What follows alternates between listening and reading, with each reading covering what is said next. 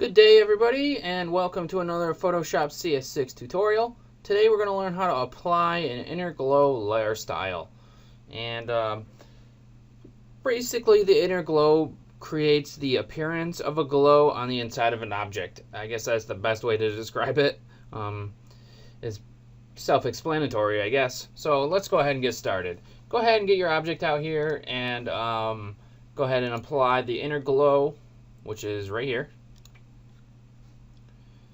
And now you can kind of see around the edges of the object there is a glow, and this is what we wanted. Let me put a different kind of object in here that we can see the inner glow a little bit better, and then if we increase it and decrease it, it's not going to be so crazy looking. Alright, here we go. This will be easy.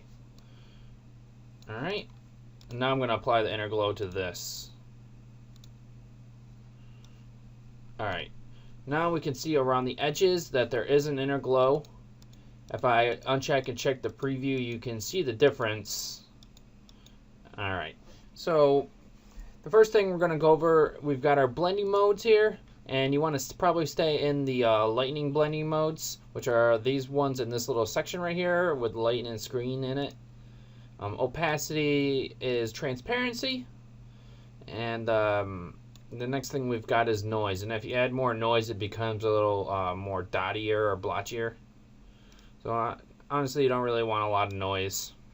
And this section down here you can choose your colors, and you can choose basically any color you want, and it's going to blend with the actual image because you have a blending mode put on. It's not going to be the actual color that you pick, it's going to be the color that's blended with the color behind. Next to this, we've got a gradient that we can pick, and you can select any of these gradients that you want, as you can see here. And I'm just gonna stick with the solid color. Below this, we have our technique. We've got softer, and it says technique used to soften the mask, and then we've got precise. Now, precise gives the glow a more realistic look, but it's a more complex look. So if I do that and change it, you can see that it's a little more complex and nicer. So we've got edge, which is going to mean that the down here on our source, it's going to mean that the glow is going to come from the edge, and if I hit center, you can see that it's going to come from the center out and then end at the edge. So most of the time you're going to want edge. You can increase the choke here to get a more a sharper edge. And then we've got the size here, where we can increase the size of the glow for something like that.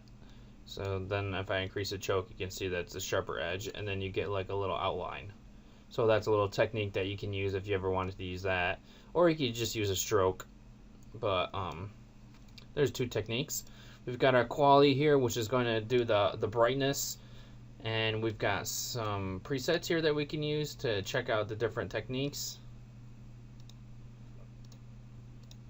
So here's some different techniques that you can use. Most of the time you're going to want to use linear, because that's pretty much the way that everybody thinks of using inner glow. We've got anti-aliased here, and it makes the edges a lot more smooth. I don't know if you can tell on my screen on the tutorial, but it's actually making the edges a little bit nicer. Range here, it determines how the contour is applied, so it's like a value meter kind of thing. And as you can see, as I go left, it's a sharper edge, kind of like increasing the choke. And then if I go farther, it's a softer inner glow. And then jitter down here increases like a random. It's like a random value kind of thing. Doesn't really do a whole lot. So that's all the things that you can use to pretty much use your inner glow. Mess with the contours if you want to create some cool looking things. Mess with the different colors to get some cool looking colors. It's all up to you basically, and be creative and make some cool stuff. So thanks for watching the tutorial, and I look forward to seeing you guys in the next tutorial.